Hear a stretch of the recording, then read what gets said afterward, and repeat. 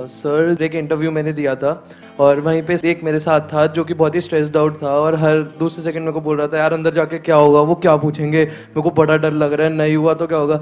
और एक मैं था जो कह रहा था कि मतलब मेरे को वहाँ जाना नहीं था। तो फिर मैंने बोला कि यार मैं बस चेक करने आया हूँ कि मैं कितना केपेबल हूँ। तो फिर हो गया तो हो गया, नहीं हुआ तो नहीं हुआ, ऐसे करके मैं बहुत ही चिल्ड आउट था। मैं सबको बोल रहा था क्या हो गया, नहीं हुआ तो कुछ और हो जाएगा। तो वो जो मेरे साथ था सर, हम दोनों ने सेम इंटरव्यू दिया, हम सेम क्वालिफिकेशन पे थे, उसके मेरे से ज़्यादा मार्क्स आए हुए थे। वो रिजेक्ट हो गया और मैं सिलेक्ट हो गया रहा उस राउंड में। तो फिर अंदर जाके यही हुआ कि मैं बहुत ही कॉन्फिडेंटली आंसर कर कर आया और उसका वो बहुत ही डरा हुआ था, मैं कैसे करूँगा, मैं कैसे करूँगा। हर बार पे उसका यही था मेरा नहीं होगा, और फिर उसका नहीं हुआ। बड़ी कमाल की बात बोली। Let's give big hand for him. Please have a seat. देखो, एक बंदा है इंटरव्यू में डरा हुआ है, एक है उसको कोई फर्क ही नहीं पड़ रहा है। तो क्या फर्क है इन दोनों में अगर ध्यान से देखोगे तो?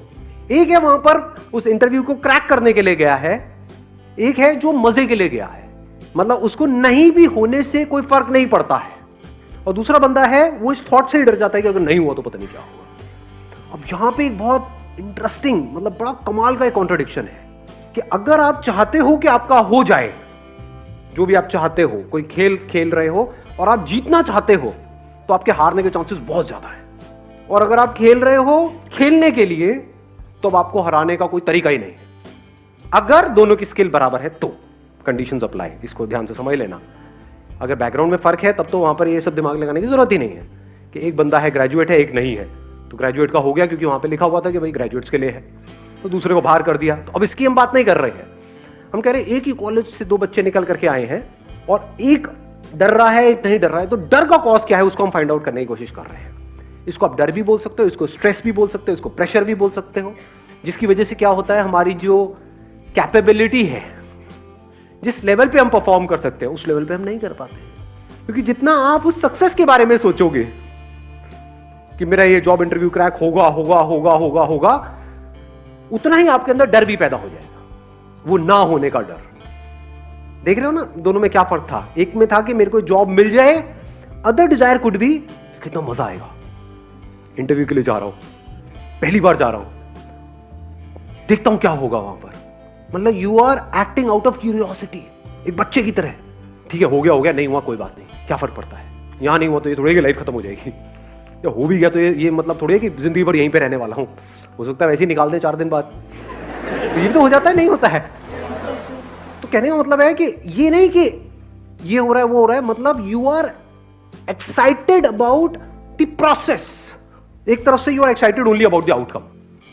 जॉब मिल गई तो मजा आ जाएगा, नहीं तो बुरा हाल हो जाएगा। तो आप एक भिखमंगों की तरह जियोगे। क्यों? क्योंकि डरे ही रहोगे ना। जॉब मिल भी गई ऐसे बंदे को, क्या वो डर डर के काम नहीं करेगा? क्योंकि मुझे यहां से निकाल दिया तो मैं बर्बाद हो जाऊंगा। क्या बर्बाद हो जाऊंगा? और तब अगर उसको ऊपर वाले बंदे आकर के कहेंगे, कठपुतली की तरह नचाएंगे कि तेरे को सारे गलत काम करने दुनिया जहान के, वो करेगा या नहीं करेगा? तो उसकी अपनी लाइफ बची कहां है? वो तो पपेट बन गया है, किसी और के हाथ में उसकी डोर है, वो नचा रहा है उसको।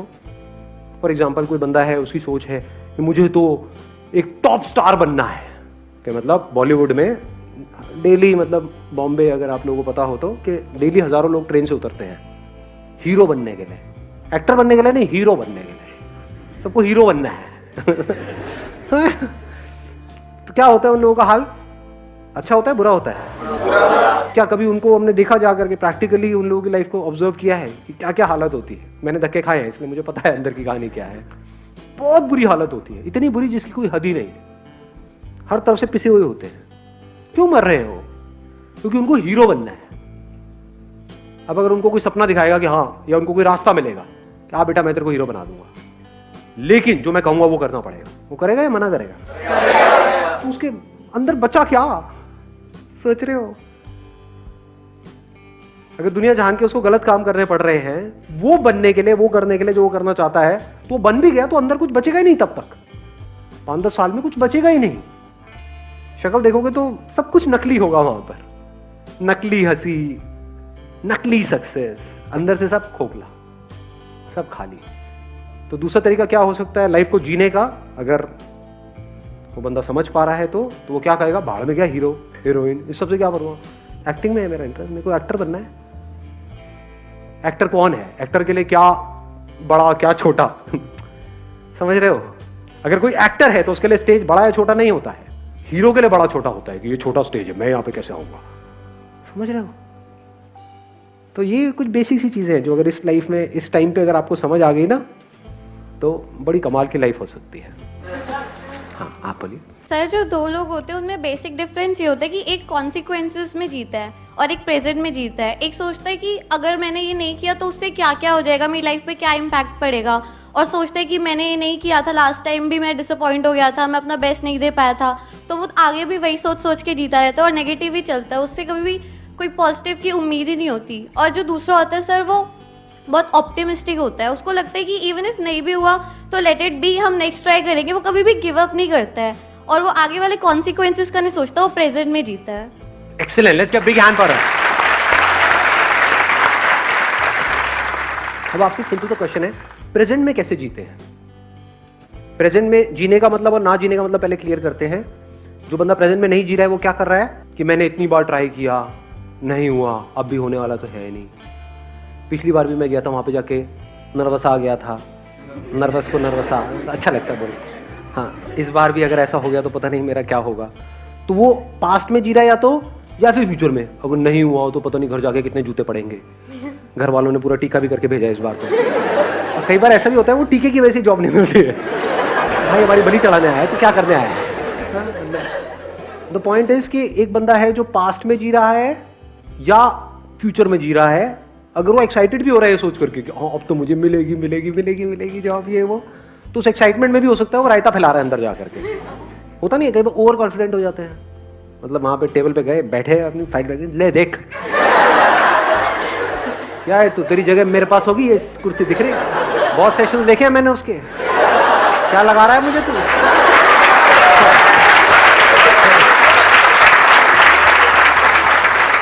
ऐसे बंदों को मार पीट के बाहर फेंकते हैं, मतलब प्यार बोलेंगे नहीं, मार फेंक दिया जाएगा ऐसे बंदों। तो कहने का मतलब ओवर कॉन्फिडेंस भी प्रॉब्लम है, अंडर कॉन्फिडेंस भी प्रॉब्लम है। अब ऐसा क्यों होता है, ध्यान से समझना। अगर आप कोई काम कर रहे हो और अपने अंदर ही अंदर कुछ और बोल रहे हो जो उस काम से रिलेटेड नहीं है, तो आप उस काम को ढंग से कर पाओगे?